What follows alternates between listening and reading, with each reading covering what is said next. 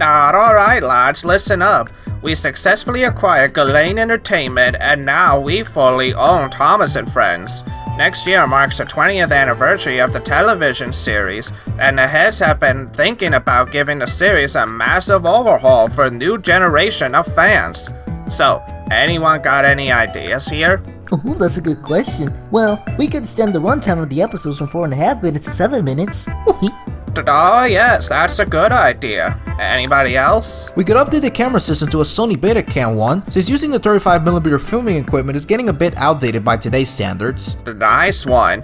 Anything else? I think we should add some interactive learning segments for the kids to learn and have fun with the engines. Wonderful. These are just amazing ideas. Okay, one more suggestion. Who else got another idea? We should implement a main cast because it'll be easier for the kids to know who the main 8 or who Thomas, James, Percy, Gordon, Henry, Edward, Toby, and Duck are. Okay, that's a good idea, but I think we should replace Duck with Emily. After all, we need an engine that represents a role model for female fans of the show. Got it. But boss, you can't do that. The fans will like it. Now silence, calm down. Emily will be on the Steam team and that's final. Whatever, don't say I didn't warn you when the older fans come to criticize you for neglecting Duck. Alrighty, anyways, thank you for your suggestions, and now I'll share mine. We should change the theme song. Seriously, who in 20 years is gonna remember the old instrument piece of music they used in the intro up until now? That's a good idea, right? Oh boy, Thomas time! Hey everyone, this is Old Teapot 7 with Zecoa Diesel, and here we are. Welcome to every episode of Thomas and Friends Season 8 reviewed. It's been a long time coming, but we've finished with the classic era of Thomas. 7 seasons that were somewhat easy to review. To be honest, some of the episodes were interesting to give honest thoughts and ratings. But now it's time for this new era, or the hit era as most Thomas fans call it. Now what exactly is the hit era? Well, it was anything but a hit. The Hit Era is the nickname Thomas fans have given to the seasons of Thomas of the children's media company Hit Entertainment, produced between 2004 and 2016. This era is usually split into 2 parts, the Hit Model Era and the Hit CGI Era. The Model Era consists of seasons 8 through 12, and the Hit CGI Era consists of seasons 13 through 20. Both eras are generally mids. A lot of people like it, a lot of people don't like it, some people think it's okay, some people think it's the worst thing ever. It's a matter of opinions, really. He's not kidding, because now that we're going through this era, we're going to be reviewing seasons that we're pretty sure some of our viewers have started their love for Thomas. Or they probably also saw the era from the very beginning when they were kids, just like me. Yep, I was in first grade when Season 8 came out, and I was still in my Thomas phase, and naturally, I watched most of the new episodes as they started coming out on VHS. And while there were plenty of episodes I liked as a kid, I did notice something about the show that made me feel something different with the way it was going. But I'll get into more detail about that later. Rest assured, I'm more than interested and happy to review some Season 8 episodes, as I remember liking the season just fine as a kid, so I think it'll be a breeze.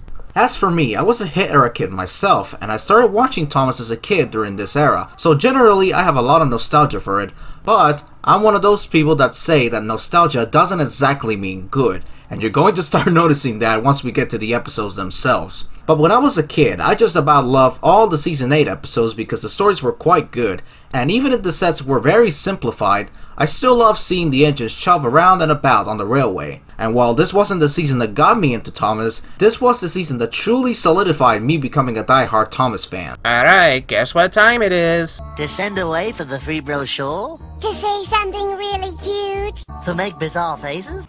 It's time for some fun facts about this season, and you may already know some of them thanks to that, little intro we came up with, but we'll still talk about them here.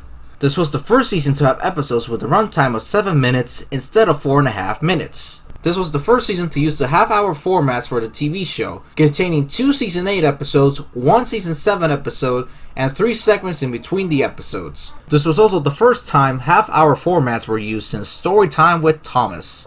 This is the first season where we have a new crew joining in for Thomas, the first being Steve Asquith, first as an assistant director since the very beginning in Season 1, and then having directed the debut for the Jack in the Pack episodes, he's now a full-time director for the rest of this era. We also have a new producer. His name is Simon Spencer. The composers for this era have changed since this season. In the past, Michael O'Donnell and Junior Campbell composed the music. However, starting in this season, they were replaced with Robert Hartshorn and Ed Welch. Like mentioned in the beginning skit, there was a new camera system that was used for this era. The 35mm film camera was replaced by a Sony Betacam system. This is also the first season that established the Steam team that composes of Thomas, Edward, Henry, Gordon, James, Percy, Toby, and Emily. This is also the first season to utilize the new theme tune, Engine Roll Call. And finally, this is the only season where no new characters are introduced. So before we get into this review, we can't stress this enough that our thoughts on these episodes are our own opinions. We know this era is mixed within the fandom, and now that we have viewers that have possibly grew up with this era, you shouldn't take our opinions as facts. If you agree or disagree with our thoughts, that's perfectly fine. We'd love to hear your thoughts on these episodes too. So Bonnie, are you ready to get this started? Yep. Let's get started with the first season of the hit era, Season 8. Episode 183, Thomas and the Tuba. Thomas leaves the tuba player behind after picking up the brass band, and he tries to find him. Oh boy, this is not an episode you want Thomas fans to remember Season 8 by. If you're trying to show fans that a longer running time doesn't always change much, then this episode is a prime example of that. That plot I just said, that's basically this episode in a nutshell, and nothing really happens after that. This episode just pats itself for so long that you feel like it's taken forever. We do have a crash during the episode, but even then, that's not really enough to keep kids interested in the story. And to those that feel like the show has gone even more low budget over the years, this episode also doesn't help that fact with some of its shots and editing. I mean, just look at Birdie's eyes. Now, when it does work, the shots do look nice. We'll get into more of that when we get into the directing overall. But this episode really is not the best way to show your new directing, writing, and story skills for this era of Thomas. So, yep, this episode is going to get a 4 out of 10. A meh episode. Now, again, not a good way to start off the season.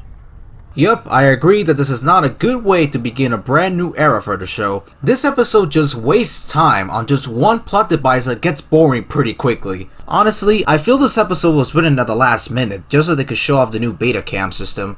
One positive thing I will say about this episode is that I love the fact that the tuba player rode on more road vehicles than trains, and that was a neat touch. The crash was okay. Now, I'm not expecting a classic series level crash, but this crash did absolutely nothing to make the story at least a tiny bit interesting to me. Overall, this is a poor way to start off Season 8 and the entire hit era in general, and it's definitely a weak episode without question. I don't give it a failway because at least the episode has one good thing about it. Episode 184, Percy's New Whistle.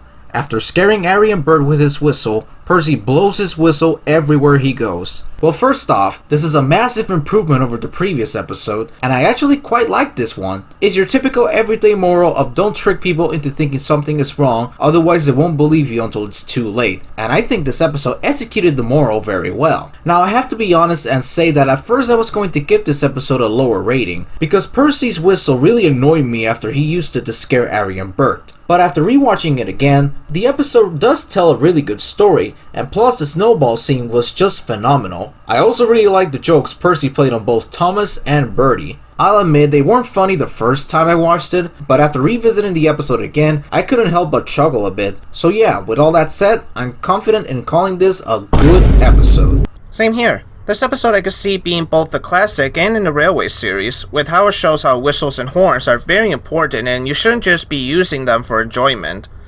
Also, the episode does a good job showing the differences in using them in the right and wrong time. Plus, this episode fits well with Percy's character and his cheeky personality. And I agree, the snowball scene was nicely filmed and edited. In fact, this episode was nicely directed overall, and I like the winter feel this episode brings. So yeah, I'm sure enough to give this episode an 8 out of 10 for a solid good episode. Episode 185, Thomas to the Rescue. After receiving some bad diesel fuel, Thomas sets out to collect fresh new diesel fuel so the diesels can work again. Wow, this was a solid episode right here. I will say that Brandon really improved his narration skills from last season. He's starting to give the right tone for each of the scenes that it makes the stories and the characters come to life. The soundtrack at the beginning was also pretty good in this episode, and the editing was really decent. What really sells the episode for me is the story. This is one of the episodes where we see Thomas acting mature. Even though Diesel was being rude to him at the beginning, he still agrees that it's best to help him out and the rest of the Diesels after they've broken down. And I like the touch the writers put with Diesel agreeing that Thomas is a hero. Even though he didn't admit it, you know by his face that he's at least grateful. The only minor nitpick I have is that I felt the subplot of Thomas worrying that Sir Topham Hatt is going to scrap the steam engines was kind of weak and went nowhere. I think what they should have done is they should have had some kind of montage of Diesel making Thomas work so difficult that Thomas starts to worry about being scrapped, or at least get rid of the subplot completely.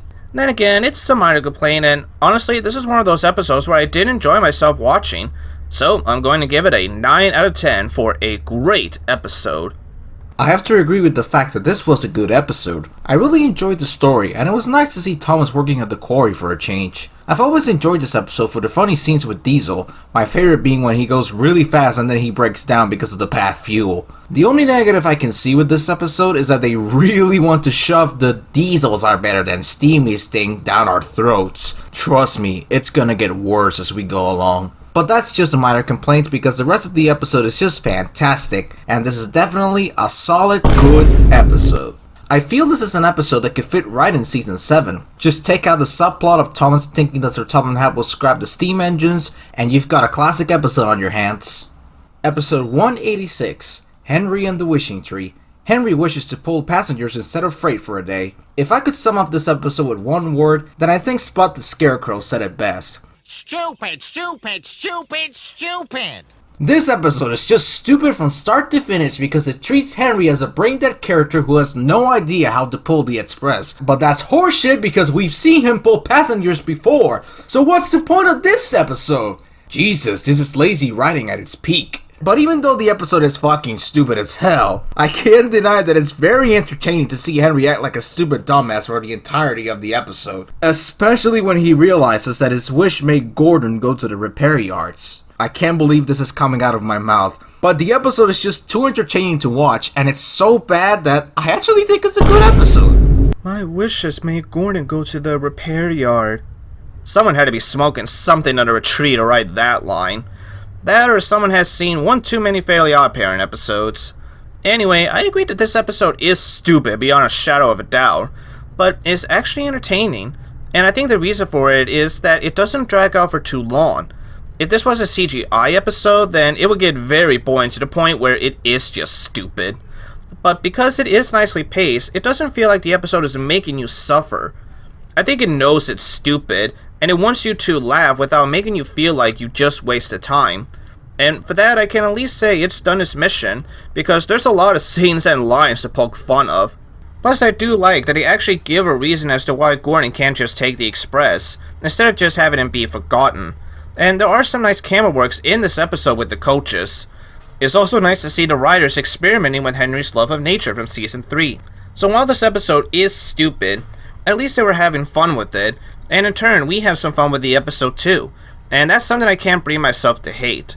While I'm not giving it a super high rating, I'll be fair and honest and give it a 7 out of 10, the highest good rating episode I'll give. Episode 187, James gets a new coat. After James is repainted, he's too busy showing off to help Percy at the coaling plant, and later gets his comeuppance when Cole keeps bumping into him. So for this episode, I'm mixed. Let's get to the parts I felt were weak first, starting with the pacing, and get used to it because I feel this is going to be a running theme for this era. Anyway, the beginning and ending were paced just fine, but the middle part felt like it dragged on way too long. Like, okay, we get it, James loves his paint, please move on to something else. I think what they should have done is have James getting excited that he gets to go to the docks because people can admire him from there. Then maybe have him pass just 1 or 2 engines, and then we get to the coaling plant. But I will say, the episode does fit with James's character, and there were plenty of cute and funny moments, especially at the end where James is on his way to the docks and gets some well-deserved karma. Plus, Percy's cheeky remark about his new coat of paint is pretty funny. So it's not a bad episode by any means, and it does feel like a proper James episode with clever humor, but with weak pacing in the middle, I'm going to have to give this episode a 6 out of 10, a low good episode.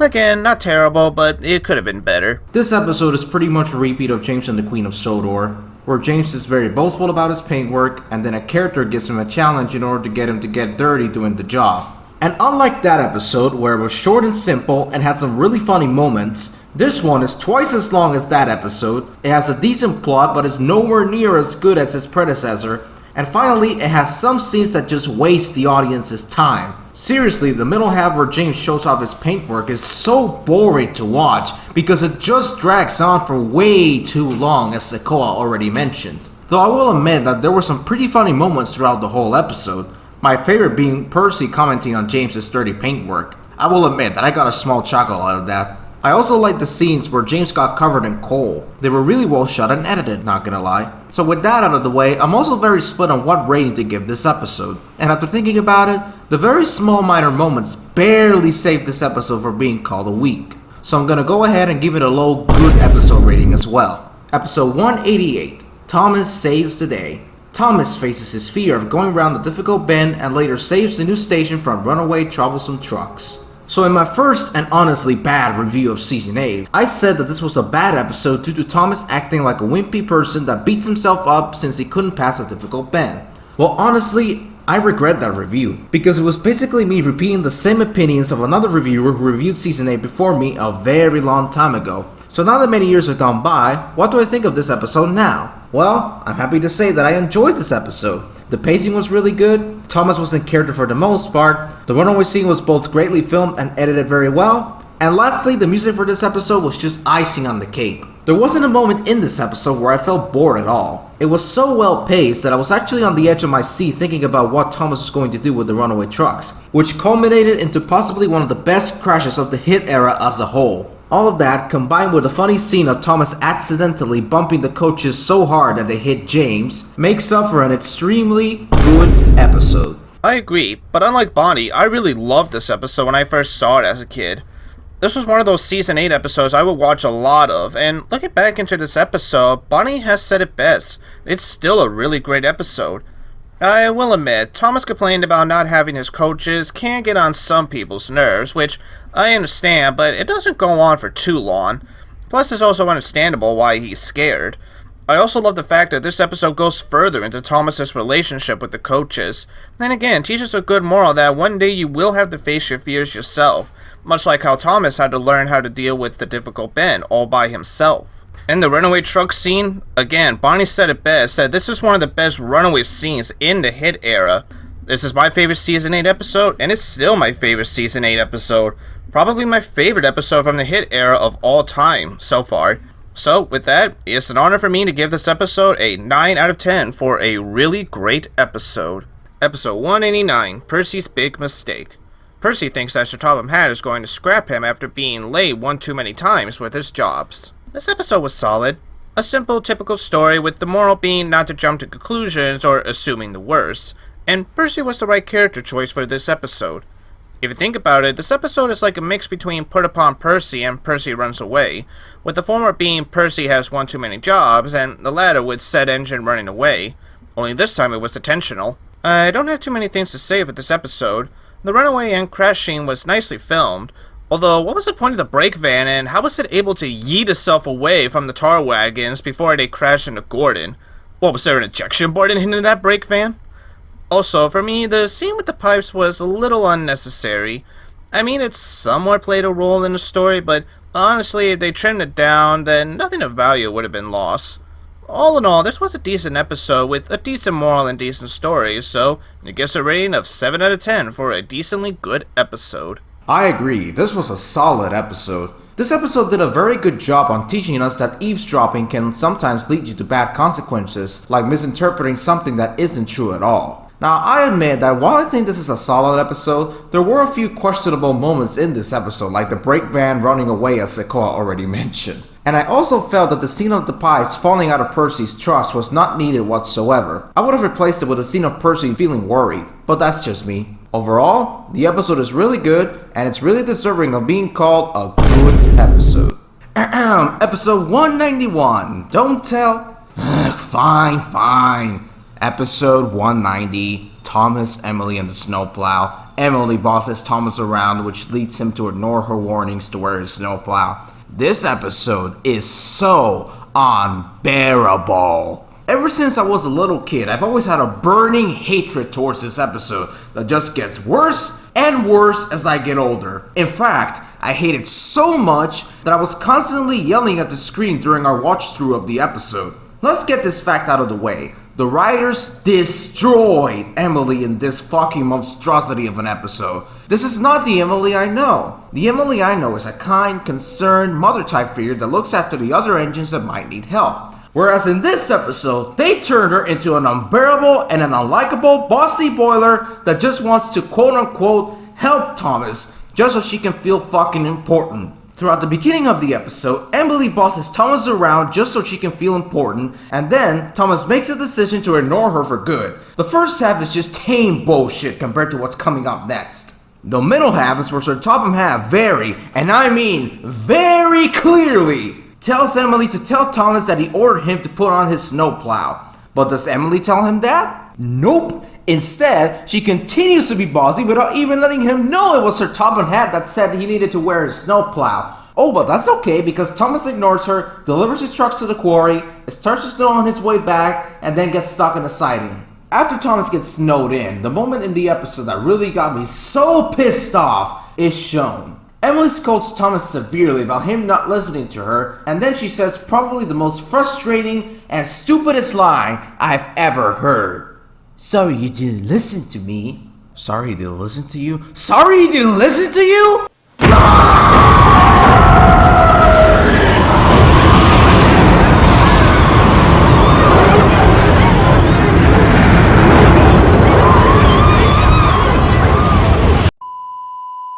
You're being a bossy piece of shit throughout the whole episode, and yet you expect him to listen to your bossy fucking attitude? Plus, you didn't even tell him that Sir Topham Hatt was the one that requested him to have his stupid snowplow fitted, because you kept being a bossy asshole to Thomas continuously.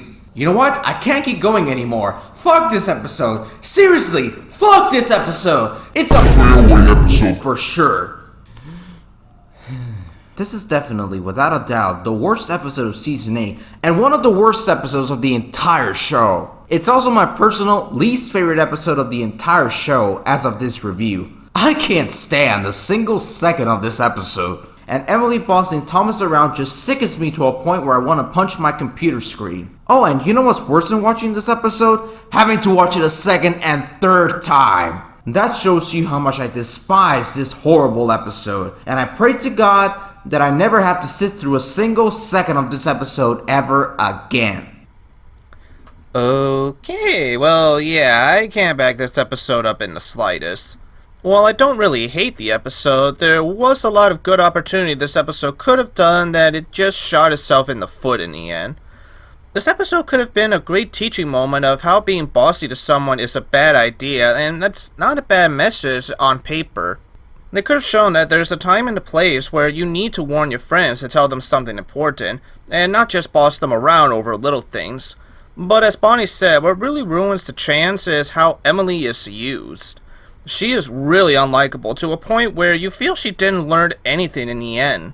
Being more concerned about Thomas not listening to her instead of being worried he could have actually frozen to death, to teasing Thomas about needing to listen to her more is just so frustrating to listen to and watch. The episode really could have been good. It could have been decent, but it felt so wasted with how the characters were used. It felt like no one learned anything in the end, and that made this episode feel extremely pointless. I liked the winter sets though, and I'll admit, the look in the sky and seeing some of the snow falling was nice, but it wasn't enough to fix this mess of an episode. Again, I don't hate it that much, but I can't even call this a mess, so I have to give this a 3 out of 10 for a bad episode, for how poorly thought out it was and how it came out in the end. Episode 191, Don't Tell Thomas.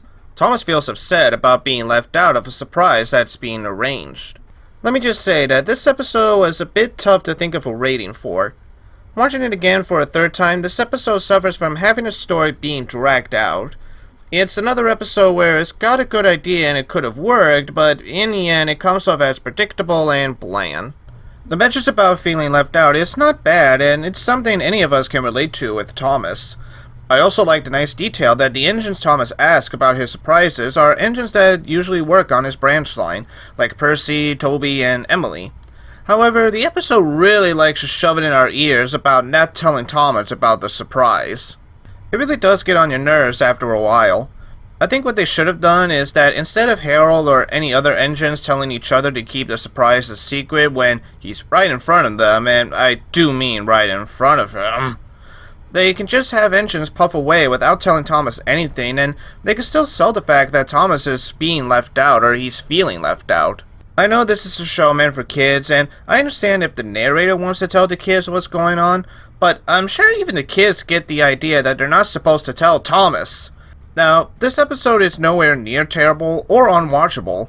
The winter set still looks amazing, but it is one of those episodes where, like I said, it does go on for too long, and in the end it doesn't really offer much.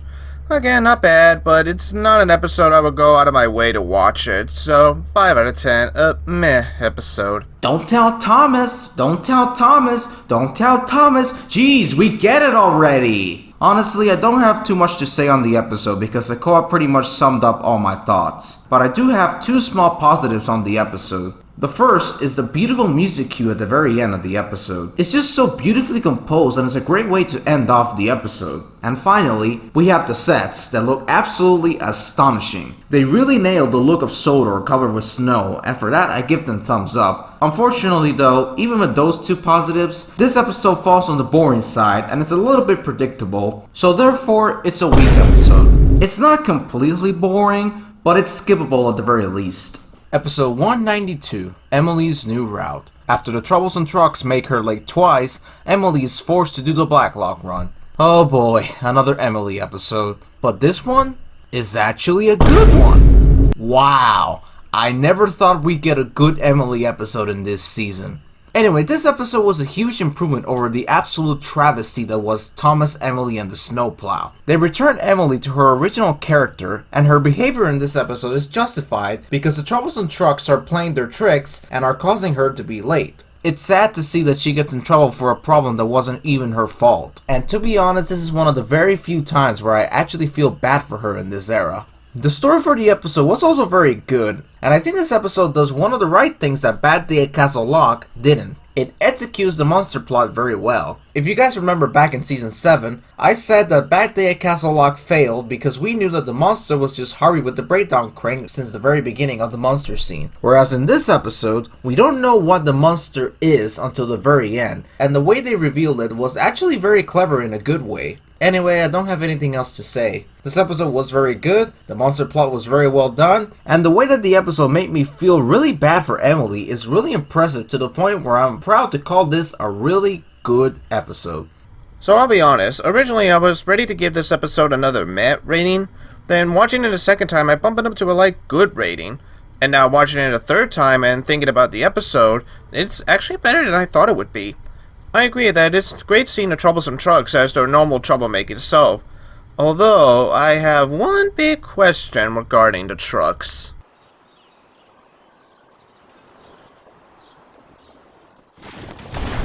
Why did it explode? Why did a flower explode? Was there a bomb in that truck? If anything, Emily should be the hero. Who knows what would have happened if food terrorists won the battle? Okay. All joking aside, the crash was nicely filmed, and like Bonnie mentioned, I like they're keeping the monster a secret long enough to where you're in suspense with Emily herself. I like the close-up and the music they play when the monster is mentioned the first time, and the shots they got for the Black Lock route was nice. The camera work and editing was great in this episode, and I love how even though Emily is scared, she's willing to continue her job to make sure the passengers enjoy their vacation. Also, the close-up on the seals is really cute. So now do you viewers understand why we watched these episodes 3 times? Because if I was going to review them based on first impressions, I would have gotten this another meh. But now that I watched it again, this episode is actually really good, with the story and making Emily really likable.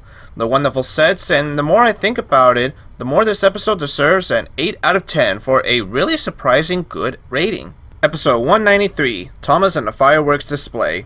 Thomas and James work together to bring the fireworks in time for the display. So this episode is a little tough to talk about. It's not a bad episode by any means. It's nice, it flows well, and it's simple, but maybe a little too simple. But it's a passable story at the very least. The camera work and editing was good in this episode. I love the shot they got where Thomas's driver sets up a rocket to alert Sir Topham Hatt that he and James are on their way. The little banter between Thomas and James was cute, but kind of unnecessary and doesn't really add much to the overall episode. So there's nothing in it that's unwatchable, but it doesn't have anything going for it. Like I said, it's simple, but a little too simple that you watch it once and then you kind of forget about it, and honestly, that's not a good thing for an episode, so I'm gonna be honest and get this episode a 5 out of 10, meh episode. While I do like the pairing of Thomas and James, which I think is a brilliant pairing overall, the story is just boring and nothing really happens in this episode. It's just a simple story to the point where it's not even entertaining, and it feels like an episode to just kill some time and then completely forget about it after a while. So I agree with Zecoa's rating, and as for me, I'm definitely calling this a weak episode. It's far from bad, but it's very, very boring. Episode 194, Gordon Takes Charge. Gordon teaches Percy how to pull passengers, eventually leading him to show off. Wow, this episode is still as good as I remember. This was one of my favorite episodes as a kid, mainly due to the pairing of two characters you don't usually see together, and also because of Gordon showing off during the middle half. I also really enjoyed the story. It was funny seeing Gordon take his smoothness too far, to the point where he boasts about it and then he has another good crash when he crashes into a big pile of snow. Seriously, Gordon always has the best crashes. Alright, with Gordon out of the way, let's talk a bit about Percy. Percy, in my opinion at least, was a really good character to pair up Gordon with. He behaves like a hyperactive kid that can't sit still for 3 seconds at first, but later on he matures to the point where he actually does better than Gordon and embarrasses him. Aside from that, I also really like when he called Gordon a big blue sheriff. That almost got me laughing so hard. Anyway, I don't have anything else to say, so I'll go ahead and say that this is definitely a good episode. I agree, this episode is really good, and they picked two good characters that we don't really see together too often in the show. I also like that the episode gives a more believable excuse as to why Percy is nervous about pulling passengers, instead of outright saying he has never pulled passenger trains before. This episode also makes me realize that Gordon is almost like James in a sense. Instead of Gordon being proud of showing off his paint, he gets more of an ego when he's praised for being the fastest and when he's pulling passengers. And it is shown in this episode that the more praise he gets, the more it feeds into his ego. I do wish we get to see Percy getting a hang of pulling passengers a bit more in the episode, but I do say that the story does a solid job of showing the two characters, one being nervous and wanting to learn, versus the master that has a major ego. Anyway, this episode is really good, one of the best for Season 8, and it's an episode I look forward to watching, so as such I'll give it an 8 out of 10 for a very good episode. Episode 195, Spic and Span. The railway the inspector is coming to the railway, so all the engines want to look clean. I won't lie, this is another episode where I'm split on what kind of rating I want to give the episode, and that was because this episode also suffers from pacing issues. Thankfully it's not bad or noticeable like in Thomas and the Tuba or James Gets a New Coat, but the whole Thomas going back and forth from his job to the washdown thing did go on a little too long. I think what they should have done is that Thomas should have met James at his first run-through at the washdown. Then he and Percy can meet Gordon at the docks just after they see the railway inspector, and Thomas grows more worried. After that, Thomas and Percy finish their jobs, and they can go to the washdown together to see Emily already there. It wouldn't take that much away, and Thomas's fear about not coming in first place would still be present. However, even with the pacing flaws, I do like that Percy is the one to comfort his friend and doesn't lose hope that they can still win. I like that he's cheering Thomas up and giving him his moral support. Plus the shots they got for the engines getting clean is a nice effect, and as far as story goes, it's another simple one but passable story to me that is not unwatchable. With that, I'm gonna go ahead and give it a 6 out of 10 for a light good episode. While the pacing is an issue, it actually doesn't take away the good stuff this episode does offer, and again, it's still watchable in the end.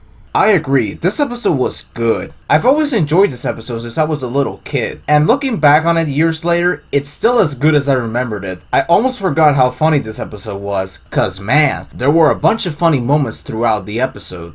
My favorites being James saying, "Oh no!" and also when he, alongside Gordon and Emily, get buried up in coal. Serves and right for being assholes. Anyway, I don't really have that much to add up to this, so I'm gonna shoot up the rating and call this a good good episode. Episode 196, Edward the Great. Edward and Spencer race to the Duke and Duchess's new summer house.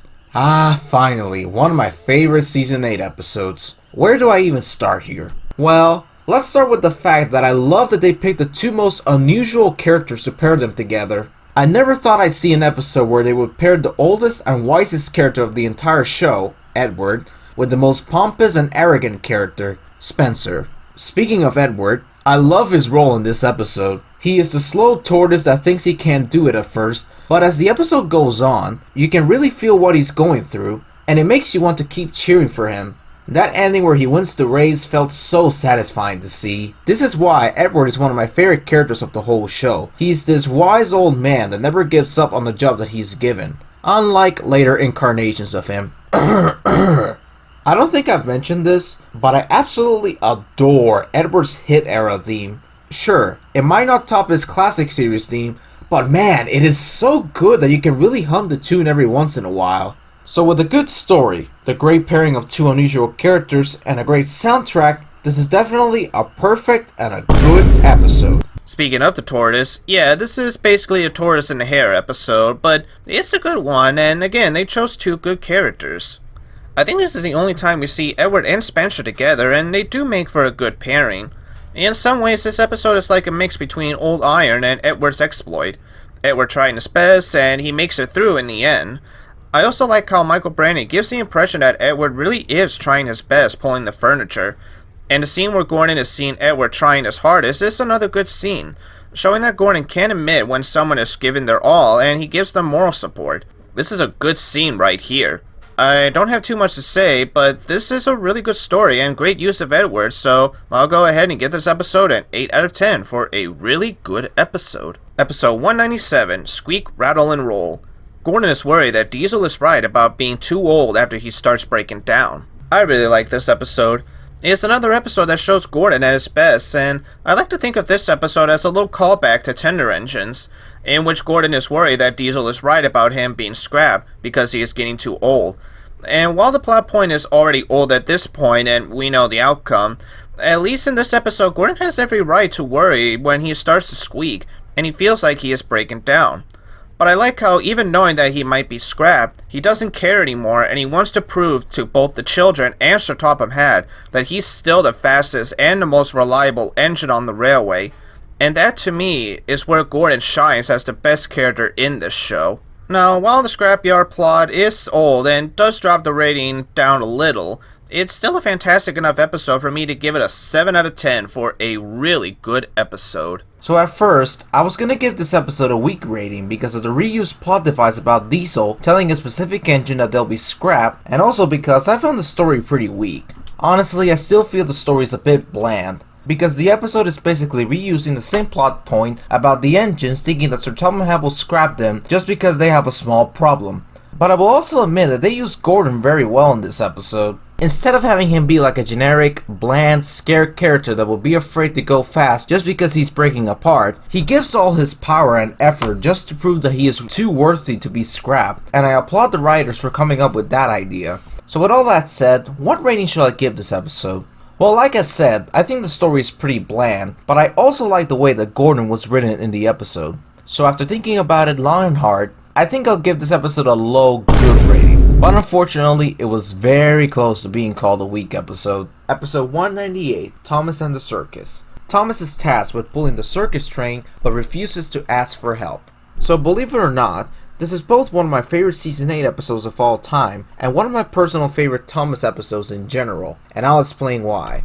Sure, I admit that the plot is predictable, but I think the episode does execute its moral extremely well. The moral of asking for help is one where I can relate to so much after a horrifying experience I had back in 2021, where I thought I could keep my personal feelings a secret from my family, but I quickly learned in the hardest possible way that keeping feelings to yourself is the worst thing ever, and what happened to Thomas is a great example of what I mean. Thomas refused to ask for help because he thought he could pull that heavy circus train all by himself, but he quickly ended up regretting doing the work on his own after he broke down. Honestly, after watching this episode again, I now learned that asking for help is always the right thing to do if you're in the middle of a difficult situation where you know that you won't be able to do a task by yourself. So for that alone, this episode is definitely deserving of a high good episode rating.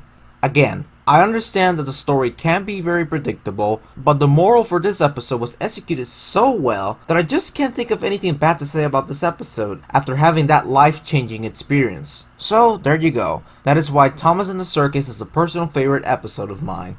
Bonnie does make a good point about the story being predictable, and I was ready to give it a low, good, or even a meh episode rating. But after we discussed our opinions, I watched the episode again, thinking about his points, and he brings up plenty of solid arguments on why this episode works.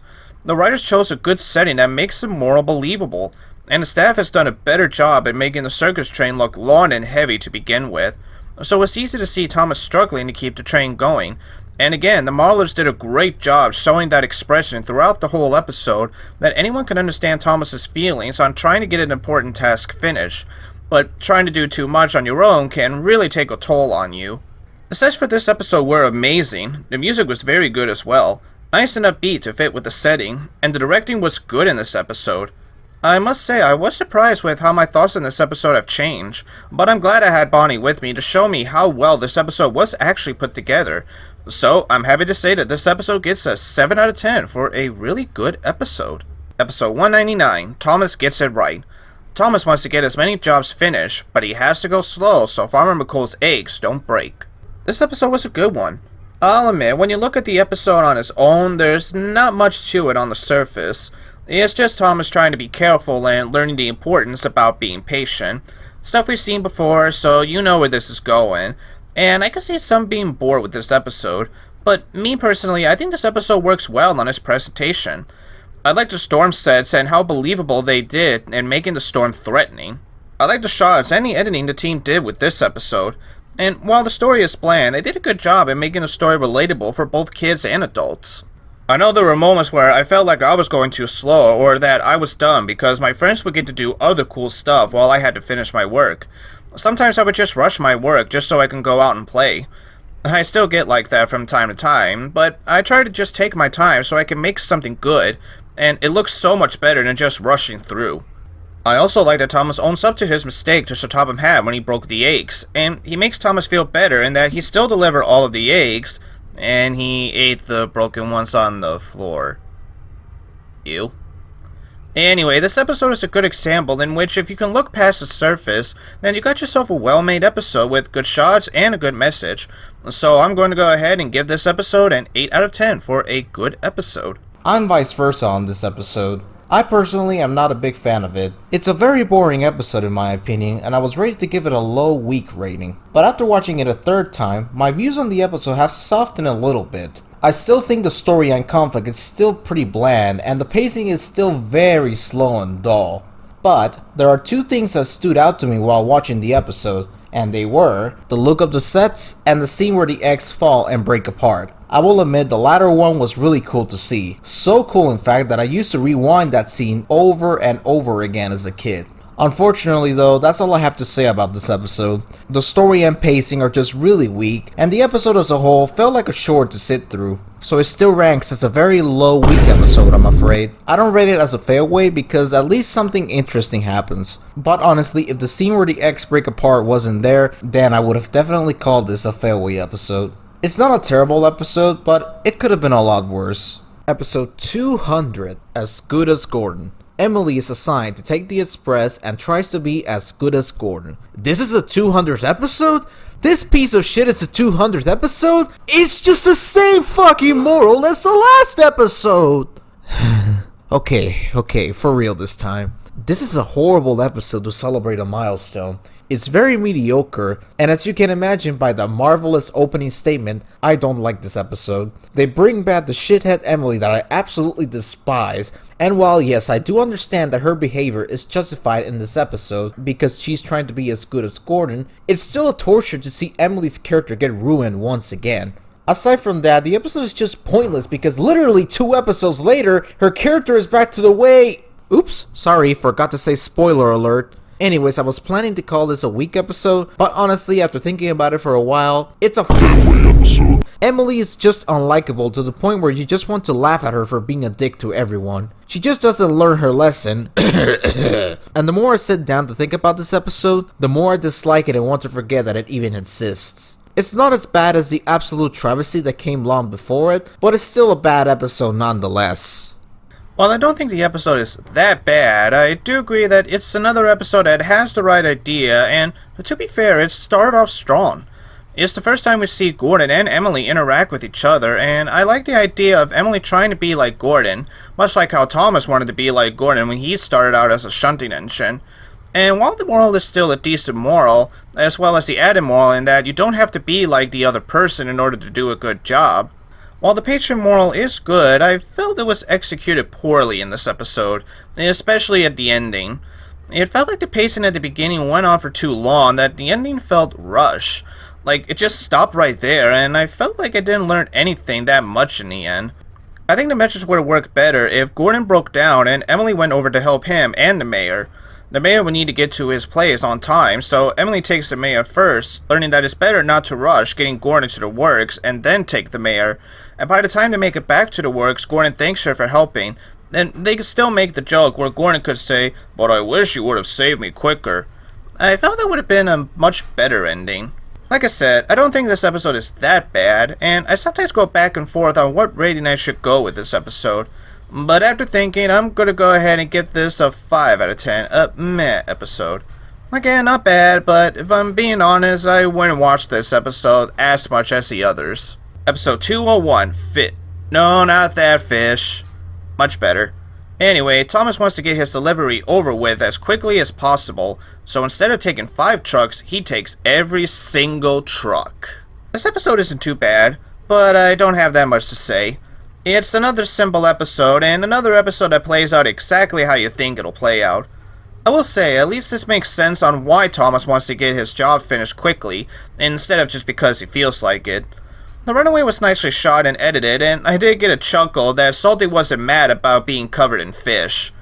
Yeah, like I said, I don't have that much to say, but it was a passable episode, so I'll give it a 7 out of 10 for a good one. Yeah, same over here. I don't have too much to say either. It's a good episode for what it is, and although I would have trimmed down the scenes of Thomas collecting the fish trucks one by one, the episode overall is a funny and good experience. So with all that said, I say that this is a good episode. Episode 202. Emily's Adventure. Emily is tasked with taking the timber to Farmer McCall's to help the baby calves, but along the way, she gets impatient with all the obstacles blocking her way. Okay, you would expect me to angrily rant on this episode, and rightfully so, because like I said at the end of the previous Emily episode we reviewed, she doesn't learn her lesson. But after thinking about it long and hard, and watching this episode 3 times, it's honestly not as bad as I was making it out to be. Yes, there's the whole point of Emily being impatient, but being 100% honest, I can understand her behavior here, because if I was in her situation, I would probably act the same way as she did. Then there's these 2 stupid lines. Emily didn't like being called a bossy boiler, and she didn't want to ask nicely. Emily was surprised. Thomas was right. Asking nicely was just like magic. So apparently asking nicely is magic? Wow, just imagine if I was President George H.W. Bush and I quote-unquote nicely asked the Democrat-controlled Congress to not raise taxes. Read my lips. No new taxes. Wouldn't that have been lovely? I'm so glad that I'm learning these nice fucking morals from my favorite TV show. Okay, I'm being sarcastic, let's move on. Anyways, I had to think long and hard about the rating. On the one hand, the episode is not that bad, but after it gets to those 2 really stupid lines, it honestly hurts itself to the point where you just want to write it off for teaching its moral in the poorest possible way. Honestly guys, I desperately wanted to call this a failaway episode, but I just couldn't. There's a part of me that just pulls itself back whenever I try to rate this episode as a failaway. So in all honesty, this is a weak episode. Yeah, those 2 lines are absolutely atrocious and hurt the episode more instead of helping it, but if we take into consideration the first half of the episode, it's really not that bad. However, if you consider this a bad episode, I wouldn't argue with you since I clearly understand why. Yeah, the moral sounds nice on paper, but I'm sorry, society doesn't work that way, and especially not towards everyone. I'm not saying it doesn't work, but there's also those people that won't budge or won't listen to you no matter how nice you are towards them.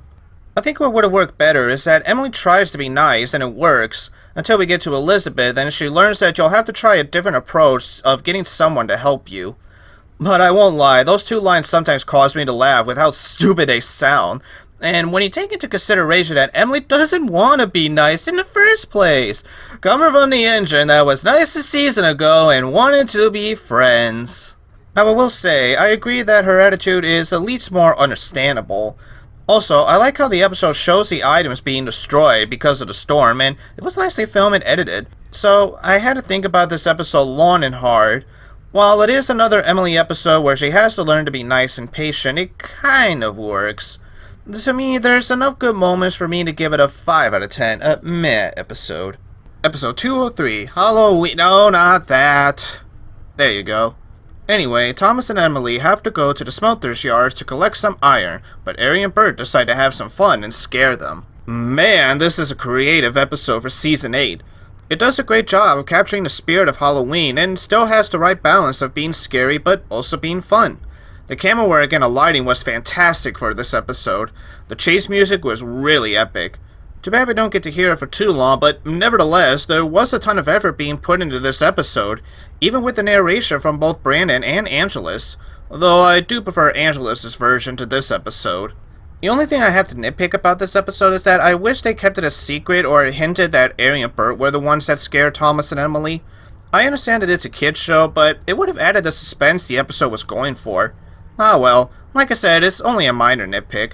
This episode was fun, has the spirit of Halloween, and has a lot of effort behind it, so it deserves a scary rating of an 8 out of 10 for a good episode. I agree. This was a solid episode for me, but unlike Zecoa, I have no nitpicks towards this episode. Everything in this episode works fine. The music, the visuals, and heck, even the narration works absolutely well. I really don't have anything else to say since Zecoa summed up my thoughts on the episode pretty well. So therefore, I'm gonna go ahead and give it a good episode rating. Episode 204. You Can Do It, Toby. Toby replaces Edward as a shunting engine and later gets the job of pushing Gordon up the hill despite his lack of confidence. What a fantastic episode this was! If Toby was the first choice as the main star for this episode, then the writers definitely picked the perfect character for this episode because it honestly works so well. There is not a single moment in this episode that fails. This episode definitely feels like something that Toby would go through if he was assigned to do a big job like pushing Gordon up the hill, and I can see this being something that would belong in the realms of season 6 and 7. And man, that scene where he pushed Gordon up the hill was absolutely mind-blowing.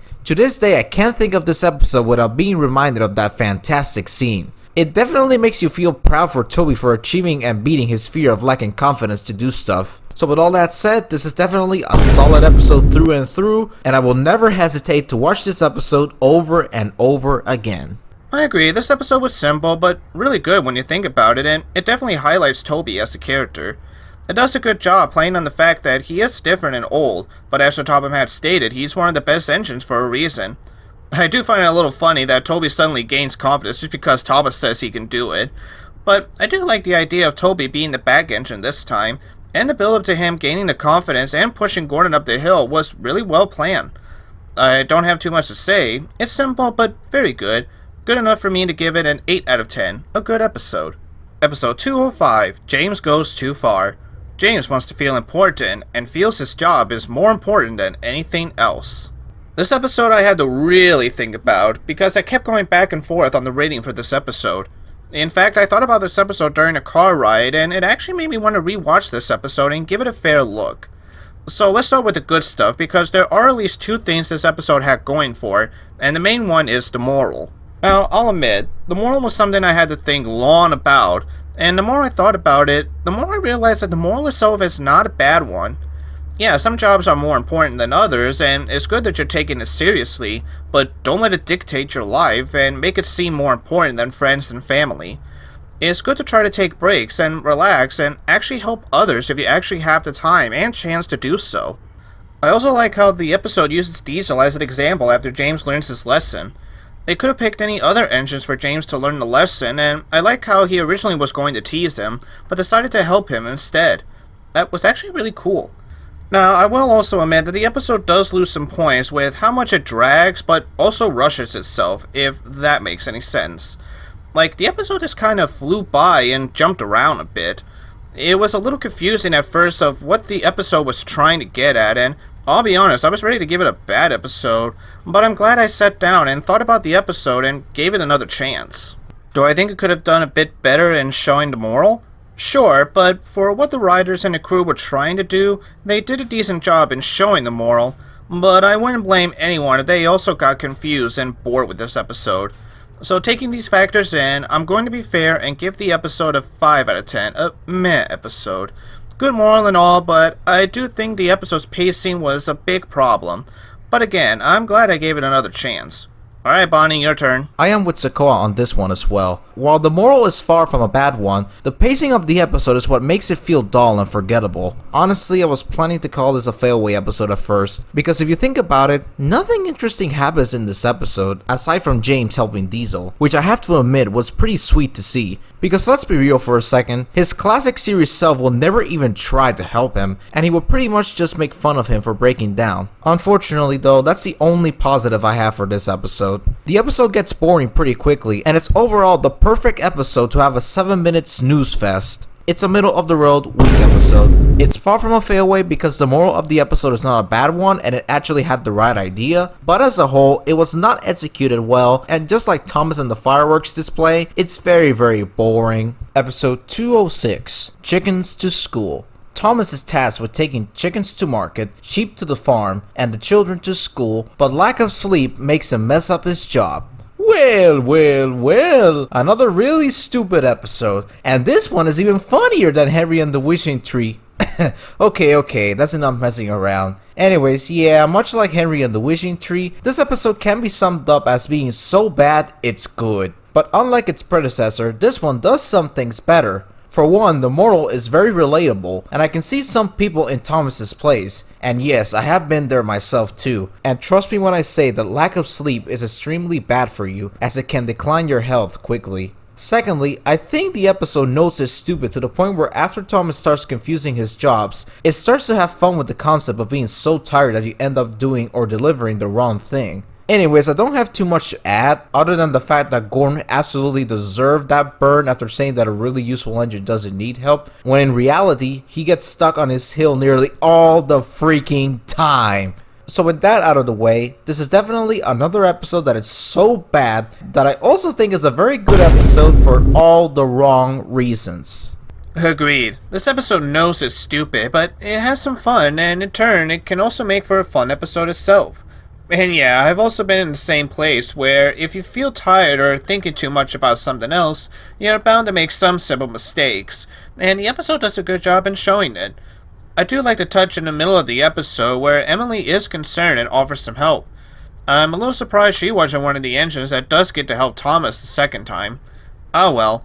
Anyway, that's all I have to add with this episode, so I'm also going to give it a 7 out of 10 for a good and fun episode. Episode 207, Too Hot for Thomas. Thomas is upset that he is delivering ice cream instead of taking the children to the beach. This episode was solid. I don't have too much to say. The story is simple and a bit predictable on where it will go, and it does get annoying hearing Thomas complaining for so long, but at least the story didn't drag. It felt like it was going at a steady pace, and again, it's a relatable situation for some, where they want to do something else instead of doing the job they're actually doing, not realizing just how much of their actual job is just as important as the others. A simple solid episode, and simple enough for me to give it a 7 out of 10, a good episode. Also, the sets in this episode are great to look at. I agree, this was a solid episode. Similar to Zecoa, I don't have that much to say on this episode, since my opinions are pretty much a mirror of his. I did like the scene of the cocoa powder exploding, which leads me to ask the same question that Zecoa had on Emily's new route. What explode? Why is every food powder exploding? Is Sodor filled with food terrorists or something? It will make a lot of sense. Okay, that's enough. Anyway, this is definitely a solid, good episode. Not great, but at least watchable. Episode 208, Percy and the Magic Carpet. Percy is assigned to collect a carpet, and when it starts flying, everyone believes it is magical. Okay, so let's begin with the fact that the editing for this episode is horrendous. Seriously, the leaves look like they were rendered in Sony Vegas Pro 1.0. Heck, it seems like a kindergartner edited this episode. Alright, after that, we get the stupid concept of everyone believing that the carpet is a magical object for some unknown reason. I think the writers watched too much Aladdin. And it gets even better when for some fucking reason, the carpet lifts up the tracks when Thomas passes by. I don't give a fucking shit if that is magic. It's not fucking possible! Honestly, I don't have anything else to say about this episode since I'm too busy distracted with both the horrendous editing and all the characters suddenly acting like dumbasses. So with all that said, it's a weak episode. Yeah, unlike Chickens to School and Harry and the Wishing Tree, this one falls into the category of being so stupid that it's not even funny in the slightest. And it's just laughable for the horrendous editing and episode concept. This episode is another one that is stupid, and it's a little fun type of stupid. But unlike episodes like Henry and the Wishing Tree or The Dumb Chickens to School, the fun kind of wears its welcome out, and I can see some people getting a little bored with this episode. The whole episode is just Percy chasing the carpet around, and that's it. There are some funny moments with Gordon, and I'll admit I do like how the crew was able to work with a real carpet, and they did a decent job. Some of the editing was good, minus the leaves. So this is another episode where you can either laugh for how stupid the episode is, or I could see some getting bored with this episode because it really doesn't offer much. Personally, there are some things in the episode I like, but I can see how it's boring to some.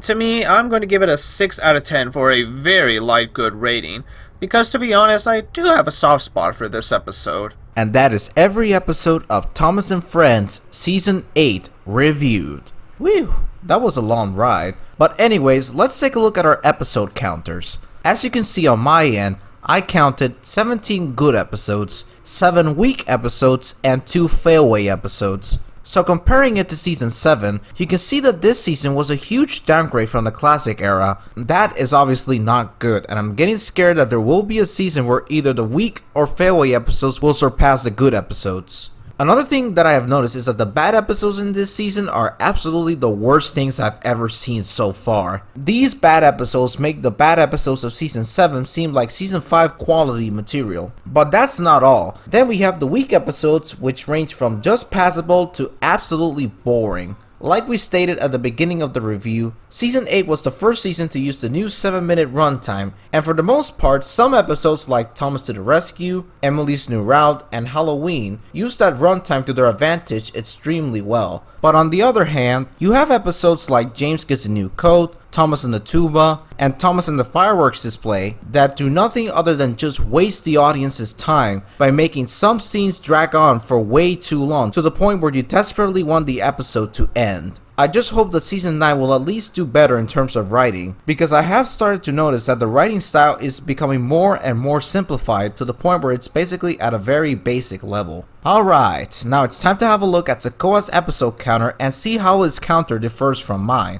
On my end, I had 19 good episodes, 6 meh episodes, and 1 bad episode. So this season surprised me a bit with the amount of episodes that were good and bad. Some I thought would be meh ended up being good, and some I thought might be okay ended up being bad. But I wasn't all that surprised because some of the episodes I do remember being good are still good, some even better the more I think about it. The writers and crew did their best to still give solid episodes, and some of them work really well. The only issues the episodes had was the running time. Some episodes take advantage of it, while other times it brings an episode down a notch. I like to call this season a safe season, because this was when the people behind the show were trying to figure out where they should go, and again, being safe doesn't mean bad, and for what it's worth, this season is still good as I remembered as a kid, and I didn't feel like it was a chore to get through, so that's good to hear. And to prove it, here are our top 5 episodes for Season 8. Number 5, Edward the Great. A classic episode and good use of character interaction between Edward and Spencer. Number 4, Halloween. Outside of revealing of Ari and Bert too early, the episode is really creative in the sets and music department that you're having fun with the episode itself. Number 3, Percy's New Whistle. This episode I could see being in the Railway series as it mentions how safe whistles are and it fits with Percy's character. Number 2, Thomas to the rescue. I like that Thomas is mature in this and it's a nice paced episode. And number 1, Thomas saves the day. This was my first season 8 episode as a kid and wow is this episode still amazing. Thomas gets a good character growth, the story is good, the editing, directing, and music was epic, and I still love that runaway. This episode still kicks ass to this day. So there you have it, my top 5 episodes for season 8. There were other episodes that came close, but these are my picks.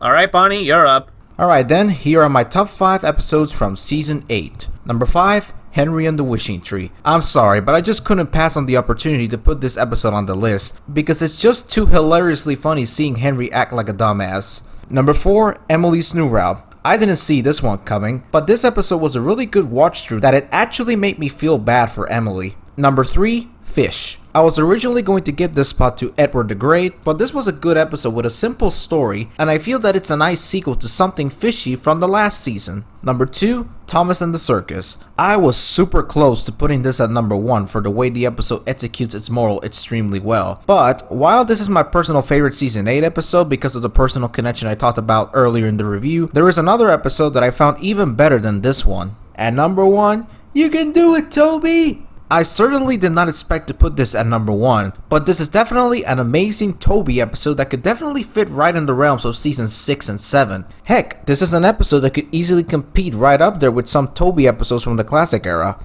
Alright, now with our top 5 episodes out of the way, let's talk about our top 3 songs and the music for this season. And good golly, do we have some strong candidates for the list. Number 3, Patience is a Virtue. This used to be my favorite season 8 song of all time as a kid, and even if I'm a little burnt out on the song, I still love the song for its catchy and relaxing beat that really captures the feeling of patience. Number 2, Ode to Gordon. Absolutely a fantastic song and one of the best songs from the hit era, period. I desperately wanted to put this on number 1, and honestly I continue to try putting it on number 1, but there is another song that I sure didn't expect it to become my favorite season 8 song, and that song is number 1, A World Around You. I sure didn't see this one being number 1 for a very long time, but the more I listened to it, the more I enjoyed it. Plus, with all the climate change stuff going on in real life, the message of the song is very true. And now it's finally time to talk about the new composers for this era, Robert Hartshorn and Ed Welch. Let's start with Robert Hartshorn first, because wow, did he do a great job with the score of this season. I'm glad Hit chose him as the successor to Mike and Jr. because his episode scores, at least for me anyway, are just as memorable as an episode with music composed by Mike and Jr. Even in the episodes that were either boring or just plain frustrating to watch, his score never failed to disappoint me. Some of his highlights from this season include Thomas and the Circus, Percy's New Whistle, Thomas to the Rescue, Edward the Great, Emily's Adventure, and saving the best one for last, Don't Tell Thomas, especially the ending where Hartshorn plays this piano track right before the episode ends. Now one thing that Hartshorn kept from his predecessors is the character themes, and holy crap are they so good. My favorite of these, like I mentioned earlier, is without a doubt Edward's theme, but I also love Thomas's theme, Percy's theme, James's theme, and last but certainly not least, Toby's theme. Overall, I think Hartshorn did a solid job on this season, and let's hope he keeps that great streak of writing great scores for each episode. Alright, now let's get to Ed Welch, who is the new songwriter for this era. Ed Welch certainly wrote a mix of both amazing and not so good songs for this season. While he absolutely blew me away with songs like A World Around You, Ode to Gordon, Patience is a Virtue, and Surprises, aka Accidents Will Happen Part 2, there are some songs like Sounds, Emily, and even Determination, which by the way annoys me to death, that just didn't click with me, and why? I have no idea. Possibly it's the simple instrumentation, or maybe it's the simplistic lyrics. But even if he wrote these clunkers, do I think he's a bad songwriter? Absolutely not. This is his first season as songwriter, so I can't be too harsh on him. And plus, he wrote 2 songs that are definitely some of my favorite Thomas songs, period. So overall, Ed Welch definitely gets a pass for me. Now let's see what Zecoa has to say about the songs and the music for this season. Alright. Well, we've talked about Robert and Ed briefly in the last season, and last season they did well composing new soundtracks for Season 7. This season, while there were some good tracks in the season, it was overall okay. If I had to sum up the soundtrack in general, it would be bland and generic. Now let me explain. While there were also some generic pieces in the classic series, Mike and Junior made sure that their scores fit perfectly with a certain scene or certain character, that you could still pinpoint where that music belongs to even after all these years. If I was to play you a piece from the classic series, you might be able to pick up where that music was from. With this season, on the other hand, the music keeps on playing at the same time for almost all the episodes that it doesn't leave that much of an impression, at least to me. They're not bad pieces, they're passable, and some are pretty good, like the Runaway theme from Thomas Saves the Day, or Gordon's theme, or the Chase theme from Halloween. There are still some good pieces, but there's not that many unique pieces. So, in my opinion, the soundtrack overall is just not as memorable as the classic series. Now, the songs on the other hand for this season were really good songs for their first attempt. While not as great as Mike or Junior, they were still just as catchy, and the lyrics were not all that bad. I still find myself humming to some of these songs from time to time, so at least we still got some good winners here. Yes, I know we're all sick of the Engine Roll Call song by now, but let's be real, it could have been much, much worse. I actually still have a soft spot for the song. It's catchy, upbeat, and it's not really all that bad. At least it doesn't go on for too long. As for the other songs, my favorites would be A World Around You for the instruments and how calming it is. Patience, again, calming mood, but also has a great moral about being patient. And Termination for its upbeat and killer instruments that makes you want to show some determination. Alright, so with that, let's move on to a brand new segment that was featured in the hit era, the learning segments. So this was when the studio was focused on making Thomas more educational. So what better way to do that than placing these learning segments in between episodes? So how did these learning segments do in terms of the goal they were reaching? I would say for this season it was decent at best. There were some learning segments that were clever, some where they allowed the kids to think for themselves and teach them about colors or letters or a certain moral without shoving it down their faces too much. Some were paced just fine, and some of them were fun to watch. I remember my favorites being the dot to dots, guessing the engines and where they're heading towards. But then there are others where you know the outcome, but because they're in a 30-minute runtime, they have to drag them out, and it gets annoying real quick.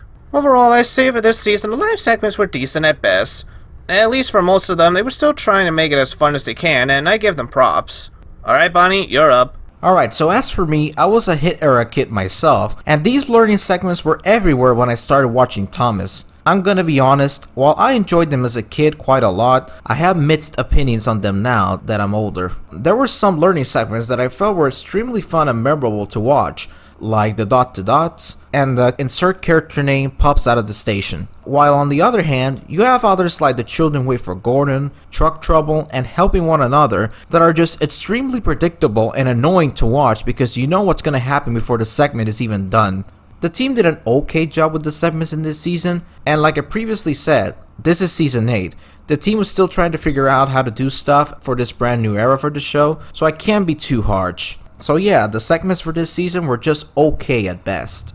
Now let's talk about the directing and editing for this season, and oh boy, I have a lot to say about this one. So first off, the sets. The sets, while they were still good, were very simplified for this season. Sadly, this is how it's going to be from now on, because the team is now in an extremely tight filming schedule due to demands from HIT of having one season per year, and it really shows. This is in stark contrast to the classic series, where even the smallest detail that wasn't meant to appear on camera for too long had lots of details. Whereas in this era, everything feels like it's sloppily placed at the last minute without paying attention to the smallest details. Overall, the directing was still good regardless, but I'm starting to feel that due to the lack of David Mitten's directing, I feel things are gonna get a little bit lacking. Now in terms of editing, holy crap, it's horrendous. Now the editing wasn't all bad. There were a few episodes like Halloween and Emily's New Route where the editing was spot on, but then there's Percy and the Magic Carpet, Thomas and the Tuba, Don't Tell Thomas, and Percy's New Whistle,